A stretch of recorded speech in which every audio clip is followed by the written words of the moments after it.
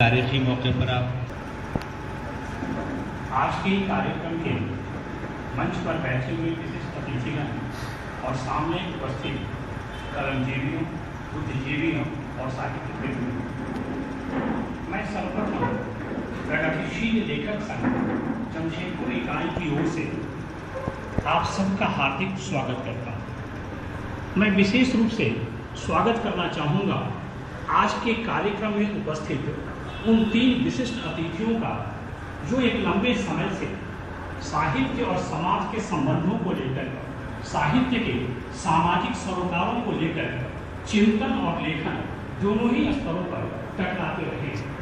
मेरा अभिप्राय है चौधरी चरण सिंह विश्वविद्यालय मेरठ के उर्दू विभाग के अध्यक्ष डॉक्टर असलम जमशेदपुरी जी, विनोबा भावे यूनिवर्सिटी हजारीबाग उर्दू विभाग में कार्यरत डॉक्टर हुमायूं अशरफ जी, जमशेदपुर वर्कर्स कॉलेज के उर्दू विभाग में कार्यरत असलम मलिक जी, यकीनन इन तीनों हस्तियों की उपस्थिति आज के कार्यक्रम में यकीनन महत्वपूर्ण है।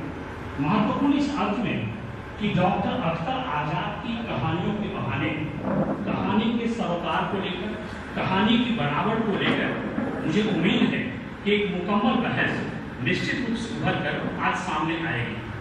मित्रों, प्रगतिशील लेखक संघ के अध्यक्ष जयनंदन जी और साहित्यिक पत्रिका परिकथा के तेजस्वी संपादक शंकर जी के संबंध में कुछ कहने की आवश्यकता नहीं है कि दोनों ही नाम प्रगतिशील आंदोलन से जुड़ा हुआ है और एक तरीके से आज के कार्यक्रम में ये दोनों ही मेजबान की भूमिका में है। लेकिन मैं निश्चित रूप से एक गहरी शुभकामना के साथ सुनामी आने योग्य कहानीकार डॉक्टर अख्तर आजाद जी का स्वागत करना चाहूँगा।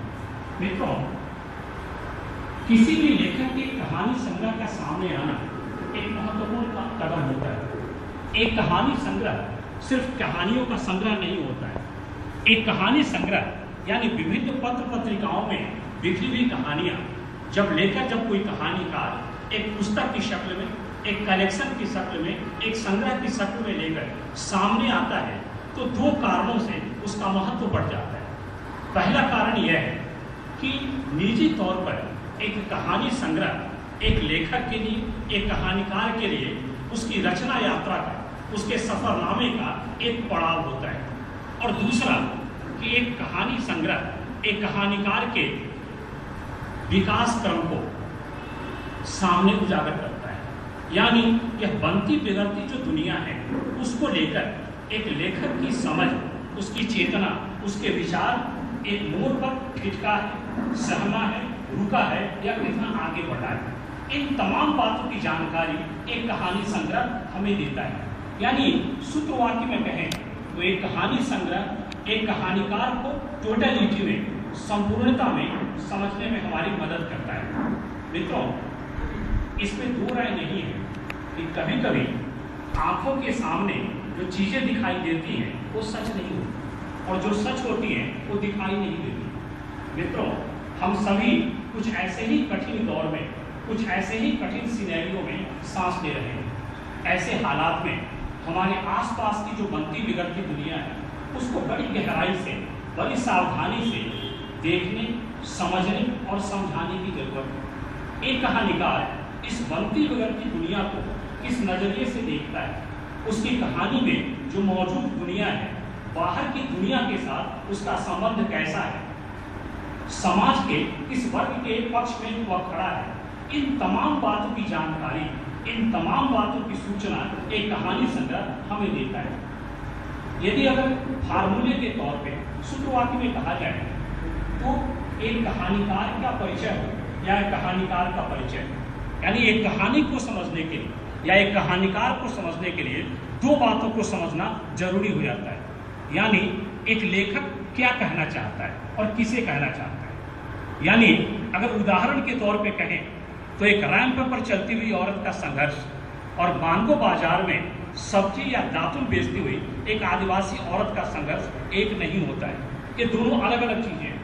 अब एक लेखक की हैसियत से, एक कहानीकार की हैसियत से सवाल ये उठता है कि आप किसके साथ खड़े हैं, आप किसके पक्ष में खड़े होते हैं, रैंप पर चलती हुई औरत के साथ या मानगो बाजार में, सांची बाजार में दातुन बेचती हुई गरीब, लाचार, बेबस आदिवासी औरत के साथ। यह जो पक्ष धरता है, यही पक्ष धरता एक लेखक की रचना दृष्टि कहलाता है, यानी उसका राइटिंग विजन कहलाता है, उसका क्रिएटिव विजन कहलाता है। यह क्रिएटिव विजन जैसा होगा, उसकी कहानी का पूरा फॉर्मेट उसी के हिसाब से तय होता है। मित्रों, इन तमाम बातों के साथ साथ एक अंतिम बात यह है कि कोई लेखक सिर्फ यह कह दे कि समाज ऐसा है, इतना कह देने से, एक तस्वीर पेश कर देने से बातें या उसकी जिम्मेदारी खत्म नहीं हो जाती। सवाल यह नहीं है कि समाज कैसा है, समाज कैसा होना चाहिए, जिसे लुकाच ने संभावित चेतना कहा है। यह जिम्मेदारी भी एक लेखक की बनती है। मित्रों, सवाल यह नहीं है कि दुनिया कैसी है, सवाल यह है कि दुनिया जैसी भी है उसे बदलकर आम आदमी के रहने के लायक कैसे बनाया जाए। यह चेतना, यह विचार, यह समझ पैदा करने की जिम्मेदारी एक लेखक की भी होती है।